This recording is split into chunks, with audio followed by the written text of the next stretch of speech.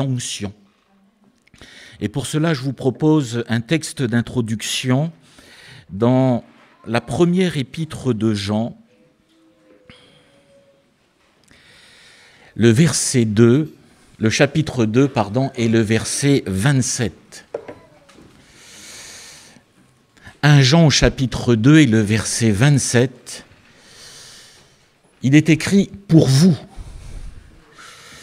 Et l'apôtre Jean s'adresse à l'église de Jésus-Christ, il s'adresse au peuple de Dieu, il dit « pour vous, l'onction que vous avez reçue de lui demeure en vous, et vous n'avez pas besoin qu'on vous enseigne. Mais comme son onction vous enseigne toutes choses, et qu'elle est véritable, et qu'elle n'est point un mensonge, demeurez en lui selon les enseignements qu'elle vous a donnés. Amen. Alors lorsque nous parlons de l'onction, nous parlons bien de l'onction du Saint-Esprit. L'Écriture nous montre une chose, c'est qu'il est dit ici « pour vous ». C'est-à-dire que l'onction du Saint-Esprit est donnée à l'Église. Lorsque nous lisons dans l'Ancien Testament, nous nous apercevons d'une chose, c'est que l'onction d'huile était attribuée seulement à quelques personnes. L'onction était donnée au roi. La Bible nous parle de David.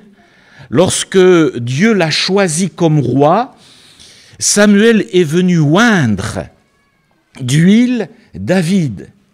L'Écriture nous parle de l'onction des sacrificateurs. Et la Bible nous dit que l'huile était apposée sur le lobe droit, sur le pouce droit, sur l'orteil droit, et l'onction était donnée aux sacrificateurs. Et l'Écriture nous dit que par moments, les prophètes ont reçu l'onction.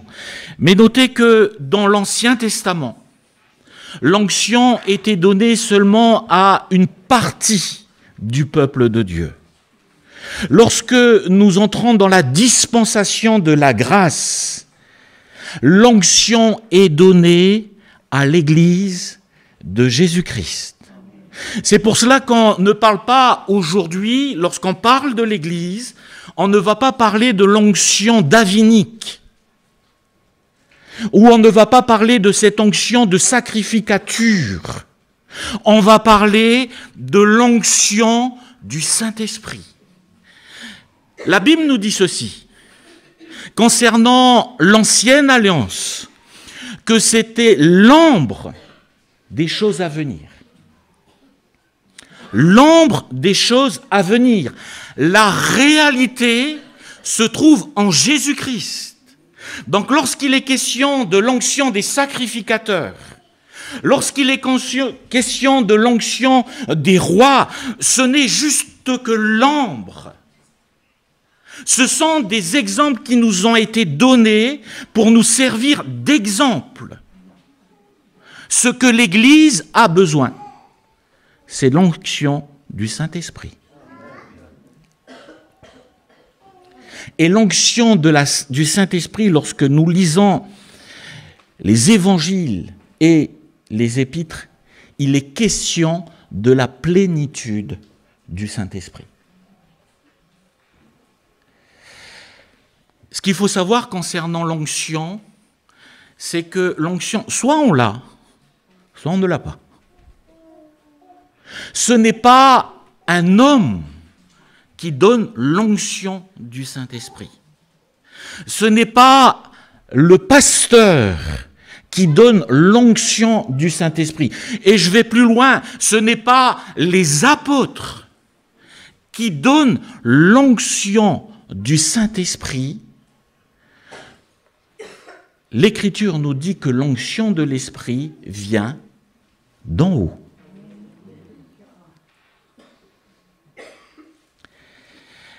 C'est difficile de définir l'onction, parce que l'onction se ressent plus que se définit.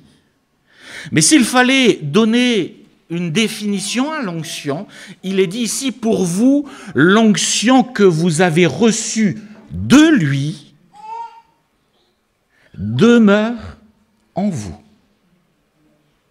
C'est-à-dire que lorsqu'on parle de l'onction, on va parler de la personne du Saint-Esprit, de la présence du Saint-Esprit, de la relation que nous avons avec le Saint-Esprit, de la communion que nous avons avec l'Esprit de Dieu, de la communion ou de l'union avec l'Esprit de Dieu. C'est notre relation avec Dieu.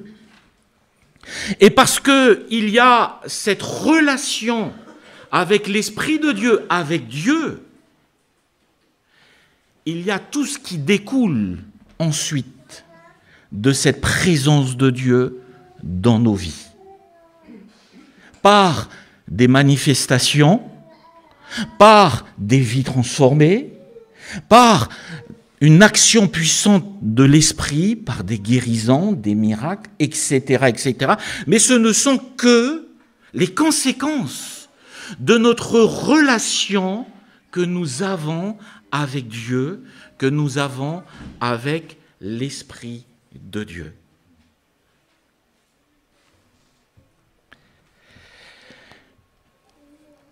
C'est vrai que c'est pas toujours évident, parce que souvent, lorsqu'on va parler de l'onction du Saint-Esprit, on va plus le définir par notre ressenti, par les émotions que nous allons voir à un moment donné où la présence de Dieu peut venir, où il y a cette présence qui va se manifester. Et c'est pour cela que souvent, quand on parle de l'onction, on s'aperçoit d'une chose, parce que l'Église est riche de sa diversité. Mais lorsqu'on regarde tous les courants, entre guillemets, évangéliques, on s'aperçoit d'une chose, c'est que derrière le mot « onction », nous n'avons pas tous les mêmes mots. Derrière le mot « onction », nous n'avons pas tous la même définition. Et c'est là où on a besoin de laisser la parole de Dieu, nous révéler ce qu'est l'onction. Non pas ce que je pense, mais que disent les Écritures, qu'enseigne la parole de Dieu sur l'onction du Saint-Esprit. Et comme il est plus facile de ressentir l'onction, souvent, nous réduisons l'onction aux manifestations.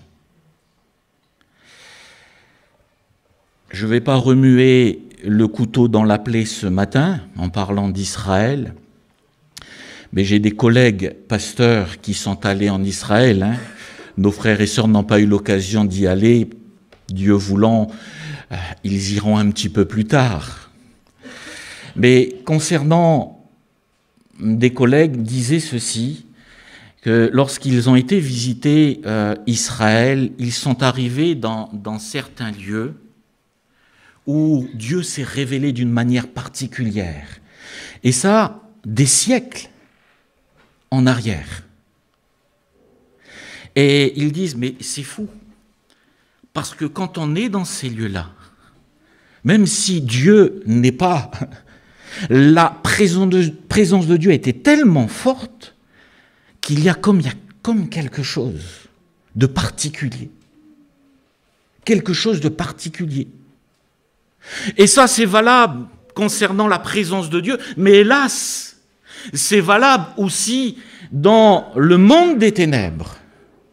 Si vous allez en Bretagne, il y a des lieux de culte aux divinités païennes. Et dans ces lieux, il y a eu des cultes pendant des années et des années. Pourtant, ça a disparu depuis des siècles. Quand vous arrivez dans ces lieux, c'est chargé. C'est chargé. On sent que c'est pas sain. Et pourtant, ces cultes ont disparu. Parce que c'est vrai que lorsqu'on parle de l'onction, on parle d'un ressenti. Et souvent, nous réduisons l'onction aux manifestations.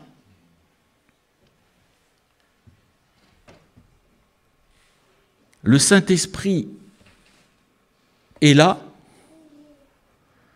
Nous avons vécu un moment de particulier parce que des personnes sont tombées. Il y a eu une onction particulière parce que des personnes sont tombées par l'Esprit. Il y a eu une onction particulière parce que la personne a tellement été saisie qu'il y a eu comme des hurlements. Et on réduit l'onction du Saint-Esprit à des manifestations. Et quand il n'y a pas ces manifestations, on arrive parfois à dire l'Esprit de Dieu n'est pas là. Notez une chose, et on le verra par la suite, l'onction du Saint-Esprit n'est pas là, elle approuve, elle est là comme une approbation de Dieu sur une personne, on est bien d'accord, sur une église, mais elle n'est pas là pour justifier un ministère ou une personne. Je suis de plus en plus étonné que des serviteurs de Dieu ont besoin de justifier leur onction. Et pour justifier leur onction, ils ont besoin de dire « mais j'ai eu une onction particulière, le Saint-Esprit est avec moi ». Parce que lorsque j'ai... Tous les gens sont tombés par terre. J'ai l'onction du Saint-Esprit. Et on définit l'onction à des manifestations. Non pas que l'onction est capable de faire... Le Saint-Esprit est capable de faire ce qu'il veut. Mais nous limitons le Saint-Esprit à cela. Recevez l'onction. Recevez l'onction. Et recevez l'onction. Et les gens tombent par terre. Alors ça m'intéresse de comprendre pourquoi cela. Et par rapport à cela, j'ai dit, mais celui qui avait reçu l'onction d'une manière particulière, c'est le Seigneur Jésus-Christ. Il a reçu une onction particulière. Alors je me suis dit, Dieu confirmait sa parole par une démonstration de puissance. Et j'ai commencé à lire, peut-être j'ai mal lu ma Bible, alors pardonnez-moi, j'ai lu les évangiles, j'ai lu les épîtres concernant Jésus, et je me suis posé la question, où est-ce que les gens sont tombés par terre sous l'onction du Saint-Esprit? Où est-ce que Jésus a fait tomber par terre? Alors j'ai pris la parole, j'ai regardé, j'ai lu, j'ai relu. Je ne dis pas que le Saint-Esprit peut nous toucher. Il y a des frères et sœurs qui ont vécu une puissance du Saint-Esprit tellement que ça a été fort que ils n'arrivaient plus à tenir sur leurs jambes. Mais je regardais, mais où est-ce que Jésus a fait tomber? Et je n'ai pas trouvé. Alors excusez-moi mes frères et sœurs si je lis mal ma Bible, mais je n'ai pas trouvé. Par contre, à chaque fois que quand les gens tombaient, quand Jésus était là, c'était les possédés.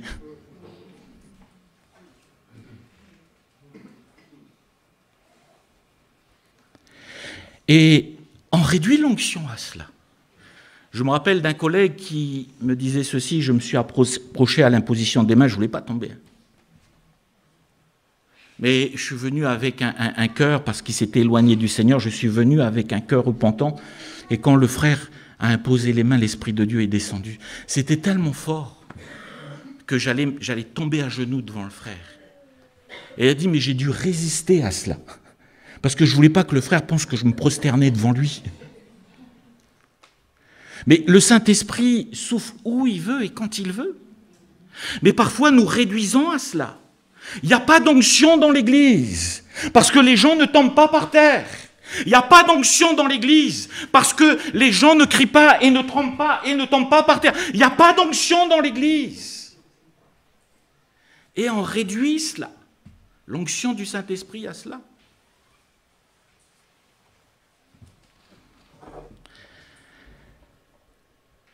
On peut ressentir la présence de Dieu, comme je l'ai dit au début.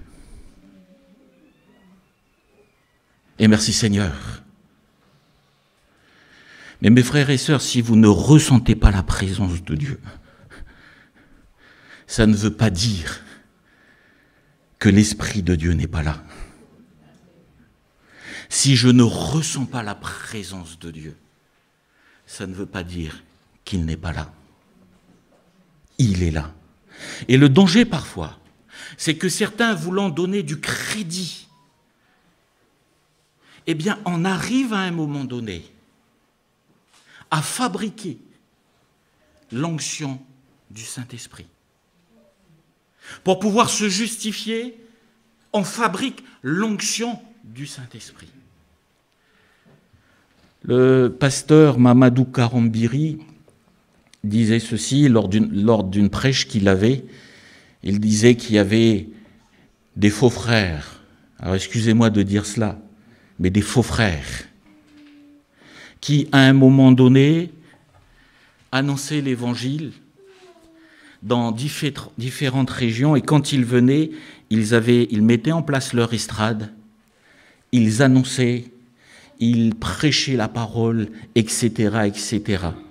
Mais pour donner du crédit à leur ministère, et pour dire qu'ils avaient une onction particulière à leur ministère, pour vous dire jusqu'où ça va aujourd'hui. Vous savez que le pasteur Mamadou Karambiri, c'est carré. Et il disait ceci, que les gars, sur leur estrade, qui étaient montés, ils avaient fait des tonnes de petits trous par en dessous. Ils avaient, mais c'est dramatique, ils avaient mis des fils électriques dans tout l'estrade, comme ça, plein de petits trous, avec les petits fils qui sortent. Et branché à une batterie, mais à faible, c'est pas 220 volts quand même, on va pas aller jusque-là, mais à faible tension. Ça va jusque-là aujourd'hui.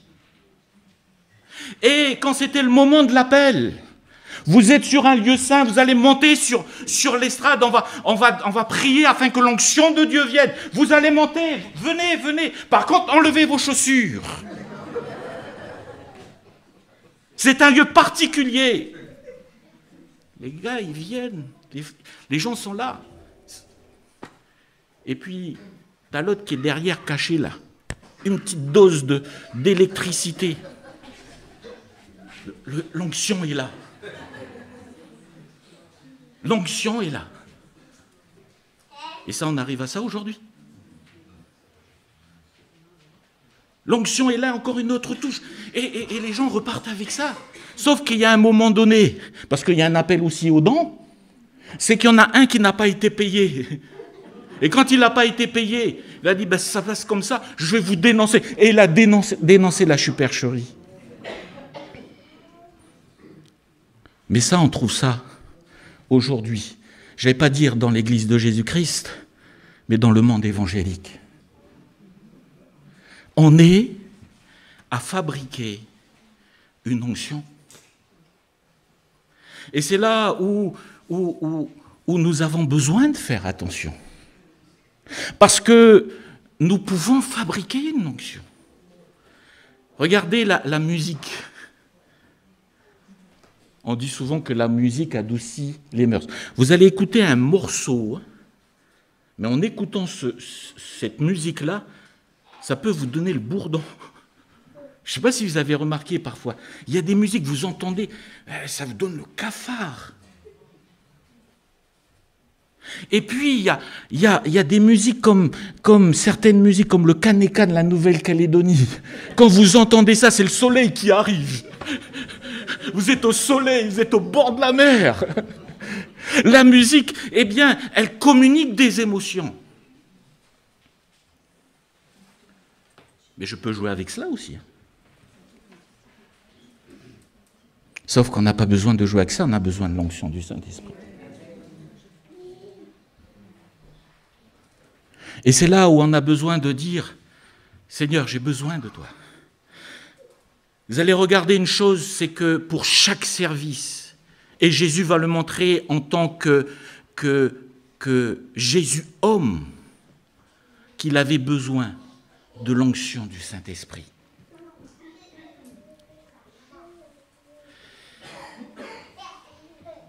Mais l'onction est le résultat de notre relation avec le Saint-Esprit, avec Dieu, avec Jésus-Christ.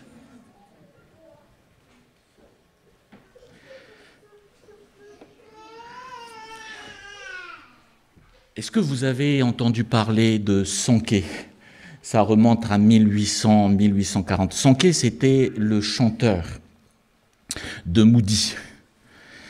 Et à chaque fois, parce que Moody, c'était un évangéliste qui faisait des missions d'évangélisation, et sous le ministère de Moody, lorsque vous étudiez un petit peu son histoire, c'est des milliers et des milliers de personnes qui vont se donner à Jésus-Christ et se convertir à Christ.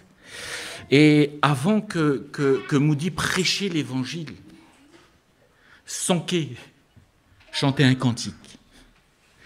Et quand il chantait ce cantique, à la fin de ce cantique, la prédication n'était même pas annoncée, qu'à la fin, les âmes venaient et pleuraient, se repentaient et se donnaient à Jésus. Et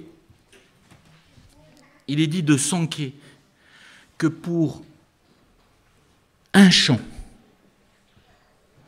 il était 5 heures dans la présence de Dieu. Il recherchait la face de Dieu. Pour un chant, il passait 5 heures dans la prière. Non pas que l'onction se définit par les heures de prière, comprenez-moi bien, mais sa relation profonde avec Dieu lui permettait de vivre cette dimension-là. Et ce que nous avons besoin aujourd'hui, plus qu'hier, ce n'est pas une onction fabriquée. C'est juste, Seigneur, on a besoin de toi. On a besoin de ton onction. On a besoin de ta présence. Jésus, c'est le Fils de Dieu, mais quand il commence son ministère, ça ne se passe pas autrement que comme cela. C'est que l'Esprit de Dieu descend sur lui. Son ministère commence à son baptême.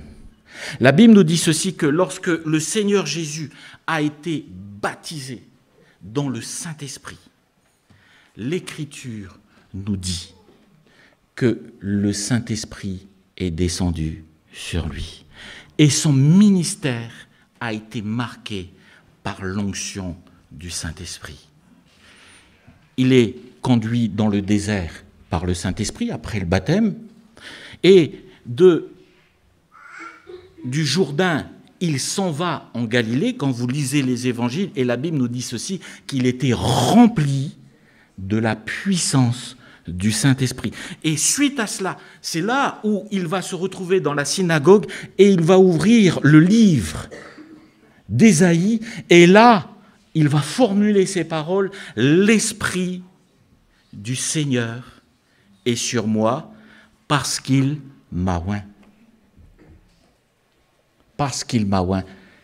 Et notez les conséquences pour annoncer cette bonne nouvelle, pour délivrer les captifs, pour apporter une année de grâce. Mais tout découle de sa relation, le fait d'être en relation avec son Père et en relation avec le Saint-Esprit. On ne peut pas faire autrement aujourd'hui, et l'Église ne peut pas faire autrement que d'avoir l'onction du Saint-Esprit. Nous ne pouvons pas passer à côté de l'onction du Saint-Esprit. Et nous avons besoin de prier le Seigneur, afin que le Seigneur renouvelle en nous cet esprit bien disposé, afin de rechercher la face de Dieu. Parce que de cela, tout va en découler. Démonstration de puissance,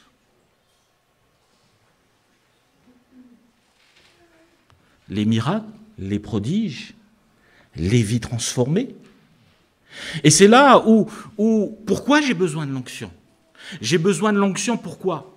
Non pas pour me mettre en éclairage du ministère, loin de là. C'est que j'ai besoin de l'onction parce que quand il y a cette onction, ceux qui sont autour sont bénis. La grâce de Dieu, elle est répandue. Et les cœurs sont transformés. Et c'est là où ne nous trompons pas de combat. Parce que de plus en plus, on recherche des réunions pour vivre un moment, entre guillemets, de sensation. Et parfois, il n'y a que des moments consacrés à cela, où on s'attend à vivre des manifestations. Mais quand on sort de cela, il y a juste eu la manifestation.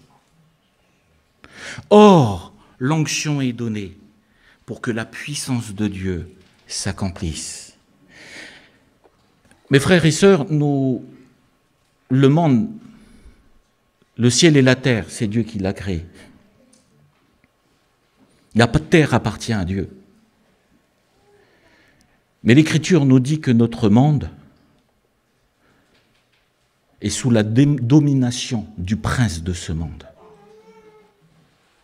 Et l'Écriture nous dit que nous n'avons pas à lutter contre la chair et le sang, mais contre toute domination. Et le diable ne lâche pas prise comme ça.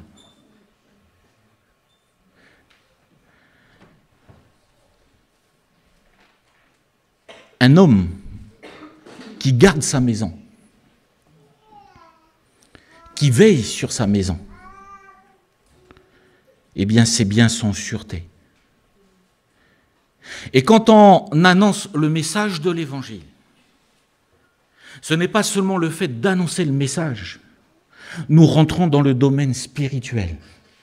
Parce que nous allons, par la puissance de Dieu, arracher les âmes de la mort et les amener à Christ qui est la vie. C'est spirituel. Et si l'ennemi de nos âmes est puissant, nous avons besoin de cette relation avec le Seigneur, parce que notre Dieu est tout-puissant. Et ça, il n'y a pas de secret. Hein. Nous avons besoin de la présence de Dieu. Nous avons besoin de cela. Quand l'Écriture nous dit ceci, revêtez-vous des armes. Ce n'est pas à un moment donné où j'ai besoin des armes spirituelles, donc je vais me revêtir. Notez les armes. Le casque du salut. La cuirasse de justice. En fin de compte, les armes de Dieu, c'est quoi? C'est notre vie en Dieu. Si je veux la cuirasse de justice, c'est quoi? Mais je vais marcher dans la justice. Je vais droit devant le Seigneur. Je vais rejeter le mensonge. Je vais rejeter la fraude, parce que je vais marcher dans la justice et dans la droiture.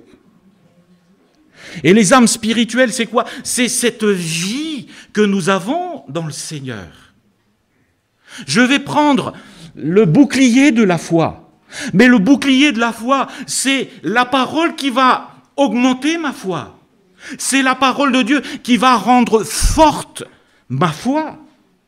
Et quand je dis, je prends les armes spirituelles, mais les armes spirituelles, je vais marcher dans la justice, je vais aimer la parole de Dieu, je vais nourrir ma foi. Concernant le casque du salut, je suis près de Dieu parce que l'Esprit de Dieu me rend témoignage que je suis dans la vérité, que je suis sauvé en Jésus-Christ. Je crois que c'est au travers du sacrifice de Jésus que je les pardonne de mes péchés, que j'ai mon nom inscrit dans le livre de vie, et le salut s'obtient par la foi dans le Seigneur Jésus-Christ et rien d'autre. Donc je me place sur le terrain là. Ça, les armes. Nous, parfois, on pense que voilà, on rentre dans un combat spirituel. Là, il faut que j'aille chercher mes armes. Ils sont où? Non. Mon frère, ma sœur, en Christ, vous avez revêtu. Mais à vous et à moi et à vous et à moi plutôt, de pratiquer. Quand vous relisez Éphésiens au chapitre 6, si je ne me trompe pas, ça va, je suis bon là, Éphésiens au chapitre 6, et les questions, notez, ne vous attardez pas sur l'armure, attardez-vous sur ce qu'est l'armure.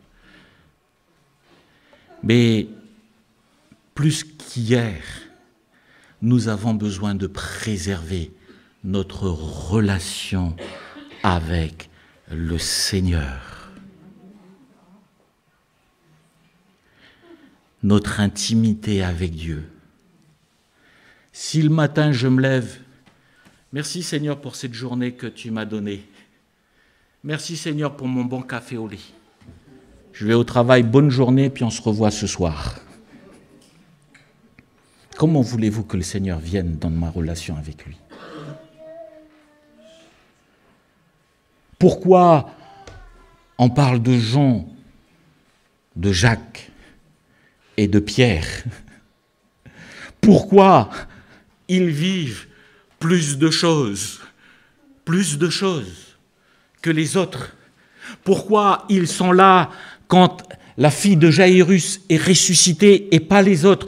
Pourquoi ils sont là quand ils sont sur la montagne et il y a cette transfiguration et Jésus est là, Élie est là, Moïse est là et ils sont là? Pourquoi eux aussi sont là? Parce que c'était les préférés du Seigneur Jésus-Christ. La Bible nous dit que Dieu ne fait exception de personne. C'est qu'ils ont juste développé une relation plus profonde avec le Seigneur. Ce n'est pas les préférés. Ils ont tellement développé cette relation que Jean était tellement intime qu'à un moment donné, il sentait l'amour de Jésus. C'est pour ça qu'il dit, mais le disciple que Jésus aimait se sentait aimé par Jésus. Il y avait une telle profondeur dans sa relation que quand ils étaient là, les disciples ensemble, lui, il venait et puis il mettait sa tête sur la poitrine du Seigneur. Il avait cette liberté de venir. Mais il a développé cette relation. Et l'onction, c'est la présence de Dieu. C'est cette relation que nous établissons avec Dieu. Et plus nous allons être dans son intimité, plus nous allons vivre une dimension spirituelle. Ce que j'aimais beaucoup dans cela, c'est que quand Dieu vient et pour détruire Sodome et Gomorrhe, il vient et il passe chez Abraham. Et j'aime beaucoup cela. À un moment donné, Dieu dit, mais cacherai-je à mon serviteur? C'est fou, hein? Il y a une telle relation que Dieu dit, je ne peux pas cacher. Et là, il dévoile son plan à l'égard de Sodome et Gomorrhe. Parce qu'il y a une relation, une profondeur qui permet à Abraham de vivre une autre dimension. Et c'est pour ça que parfois certains disent « Ah, mais il y a plusieurs étapes dans l'onction. » Non, c'est votre relation avec Dieu. Il n'y a pas plus simple que cela, qui va vous permettre de vivre certaines dimensions. Pourquoi certains ne vivent pas telle et telle dimension et d'autres vivent telle dimension? C'est tout simplement leur relation avec leur Seigneur, leur intimité avec Dieu. Et cela les amène à entrer dans une autre dimension et à vivre le miracle, la délivrance et tout ce qui découle de cela. L'onction du Saint-Esprit. Nous avons besoin de l'onction. Je terminerai avec ce témoignage de Spurgeon. Il y a un monsieur, il s'est dit, le matin, le dimanche matin, je vais aller dans telle église.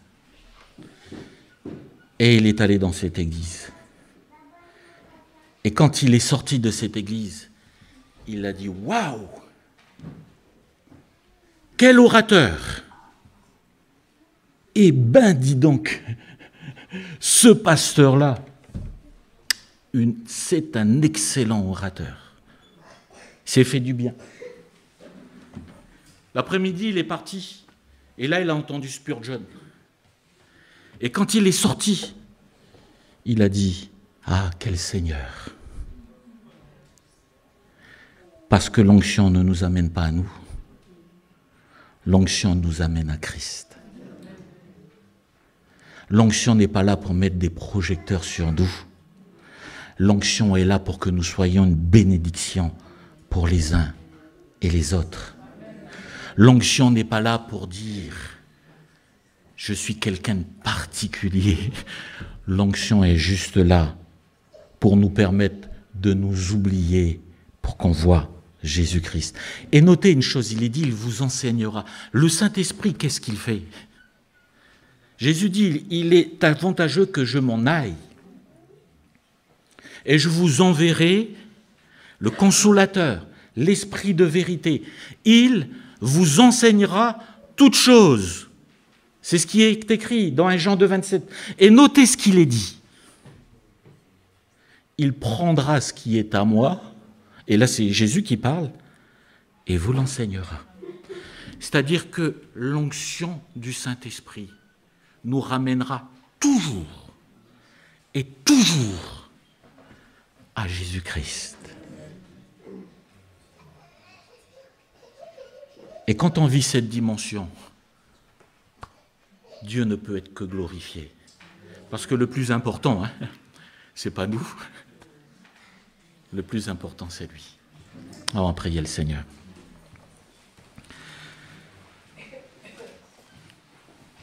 Seigneur, pardonne-moi, Seigneur, si peut-être avec mes mots je suis maladroit. Pardonne-moi parce que je ne veux blesser personne. Et Seigneur, nous voulons tellement te voir dans nos vies et dans nos cœurs. Tellement te voir dans l'Église. Nous voulons tellement que ta personne soit élevée au milieu de nous. Et nous te prions, Seigneur, afin que ta parole trouve le chemin de nos cœurs. Elle est là pour nous façonner. Elle est là pour nous rendre semblables à toi. Seigneur, nous prions afin que les sentiments qui étaient en toi soient aussi en nous. Que l'onction de ton esprit soit, Seigneur, notre partage. Et qu'à chaque fois que des personnes viennent dans ta maison, qu'elles soient saisies par ton esprit. C'est toi qui convaincs les cœurs. C'est toi qui amènes les âmes à la repentance. C'est toi qui guéris le malade, qui console les cœurs. C'est toi qui baptises dans le Saint-Esprit. C'est toi, Seigneur, qui délivre des puissances des ténèbres. Et nous te prions afin que l'Esprit de Dieu soit à l'œuvre au milieu de nous dans le nom de Jésus. Amen.